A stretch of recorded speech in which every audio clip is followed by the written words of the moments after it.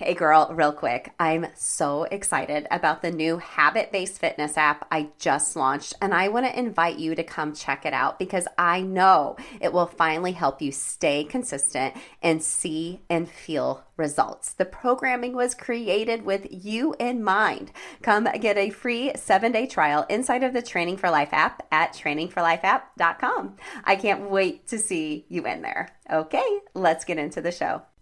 Hey there, welcome to Habit Hack Thursday, where I share a habit hack around fitness, mindset, or food freedom in order to help you train for life and make your health a lifestyle. No dieting around here. So let's go.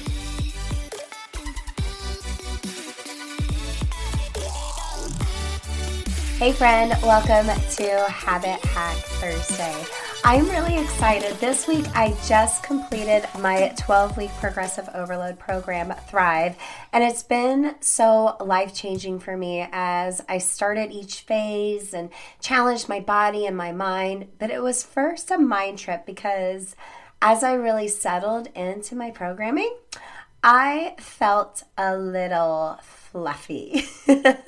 We have a tendency as women when we're following a program that we want to watch that number on the scale go down.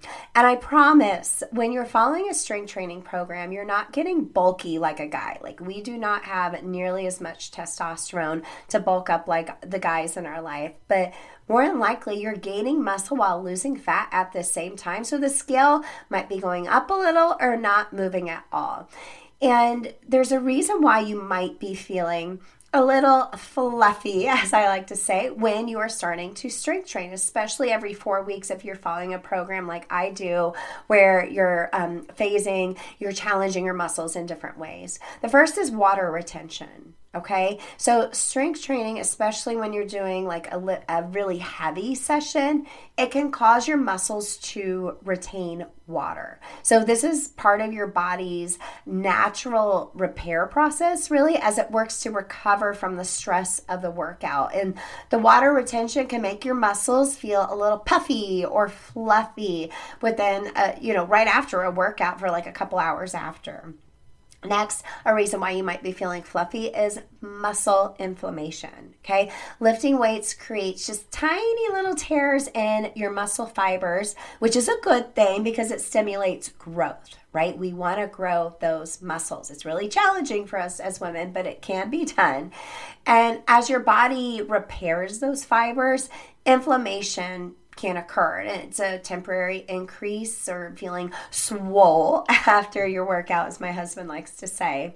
And then next, you have a post-workout pump, right? When you lift, your muscles get a pump, which is actual blood rushing to the area. It gives you a temporary, like fuller, tighter feeling. And this goes away as blood circulation kind of normalizes post-workout.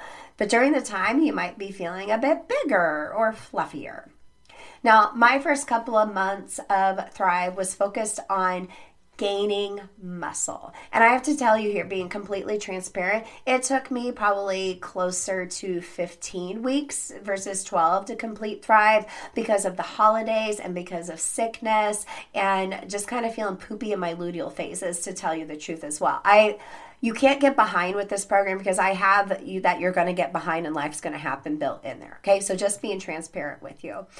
But the first 4 weeks, I was really, really focused, or actually the first few months, I was really focused on muscle gain. And that meant the scale was going up. I was not very happy about that because I'm 43. I grew up in an era where I wanted to see the scale go down and reach a certain number. I had to totally retrain my brain and be like, okay, I'm gaining muscle mass. And I actually recommend using a scale or do an in-body scan where you're able to see the data, because what I noticed over this time was I gained 4 pounds of muscle. This is since October-ish, November-ish.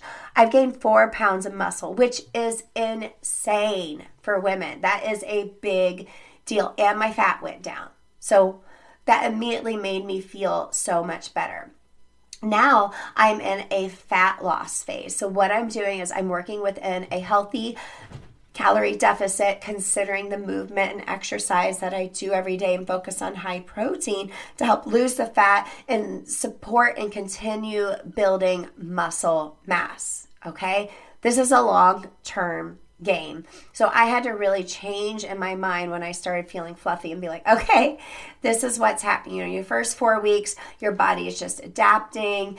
8 weeks, maybe you'll start to see like some structural changes. And 12 weeks is when you'll really notice a difference. And I know you want immediate results, but weight training is a practice of patience. Okay. And I think we tend to give up too early because we see the number on the scale going up, even though we've chatted so much together at the benefits of weight training. Like I just shared, I had to really just, look at the bigger picture instead of turning back to my old ways when I'm feeling fluffy, as you will say, after some strength training workouts. So what do we do? What do we do to kind of help? We shift the mindset like, okay, I'm going to be fluffy, but there are 4 habits I'm going to share with you that you can do to help you feel less fluffy while you're still getting stronger. The first habit is to stay hydrated, okay? It might seem counterintuitive, right? Like you're like, I have a lot of extra fluid, so I'm drinking more water. It's actually going to literally flush out the inflammation. I love to start my day with electrolytes, chugging that real quick before I have my morning coffee, and the habit just continues throughout the day. A bonus habit hack is every time you pick up a water bottle, I've shared this on the show before, I love it. It's a habit I've been personally doing that's been really useful. Say a little prayer. Say a little positive affirmation. It's going to help. Next, reduce your sodium intake. So high sodium can cause your body to retain more water, okay? So avoid overly super duper salty and processed snacks. Most likely processed snacks is where it's going to be like, that sodium intake is going to shoot up. You're going to be a little bit more inflamed. So focus on whole, fresh foods for you, okay? 3, light cardio or movement. So doing some light cardio like walking, riding your Peloton. I've been doing the stair stepper and watching Project Runway. One of my favorite habit stacks. I binge watch shows when I'm on the stair stepper just to have some nice zone 2 cardio after that can help flush out excess inflammation, really just improve your circulation, which can kind of help you get rid of that bloated feeling. And then 4, this is the one I struggle with the most, get enough sleep, okay? Proper sleep is crucial for recovery and reducing those stress levels, which can influence water retention and help you feel fluffy. Like, those days where you don't get enough sleep. My husband even notices this on himself. You get up, you look in the mirror, and you're like, oh my gosh, my whole face is swollen. And it's not because you slept so deep. It's because you're like, I didn't get enough sleep, right? So you can literally see it sometimes when you're not getting enough sleep. So number 1, again, stay hydrated. Number 2, reduce that sodium intake and eat whole foods versus processed foods. Number 3, light cardio and movement. And 4, get enough sleep. Now, I'm in between writing the next phase of Thrive, which will be live in April. For everyone who already owns it, you'll be able to get that update. I'll send that out to you via the app and your email. Everyone else, you can get Thrive at any time. If you want to download a PDF version of Thrive, you can get that at bit.ly/Thrive download. You can check out what Thrive is. I give you a PDF of what the workouts look like. If you want to join and get the full version where there's video workouts, there's more habit trainings involved, I would highly recommend that to ensure you are using proper form and getting the full benefits of each phase, okay? Everything's linked in the show notes for you. As I'm in between, me personally, going into the next phase of Thrive, I'm just following along with my workouts inside of the Training for Life app. I have full fitness library in there. I'm adding in more workouts as well, and I'm following a nutrition plan that supports my goals, and I'm really noticing the body composition changes happening. And it's happening a little bit faster now. I felt like it was very stagnant for a while, but I'm in it for the long-term game. Just kind of like we talked about our episode earlier in the week.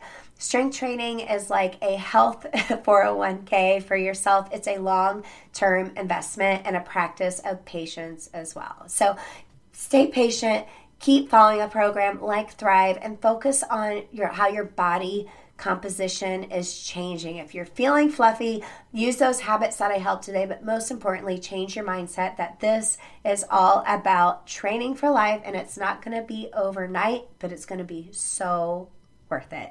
I'm so rooting for you. I will catch you in the next episode.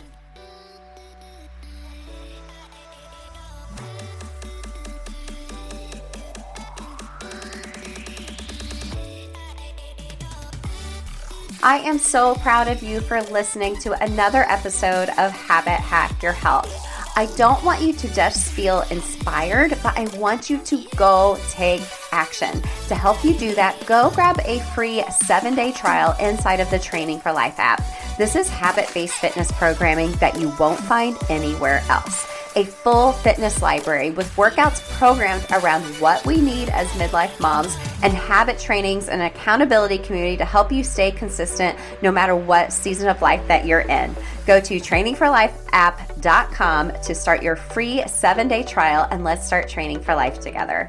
I'm so rooting for you, girl. I'll see you in the next episode.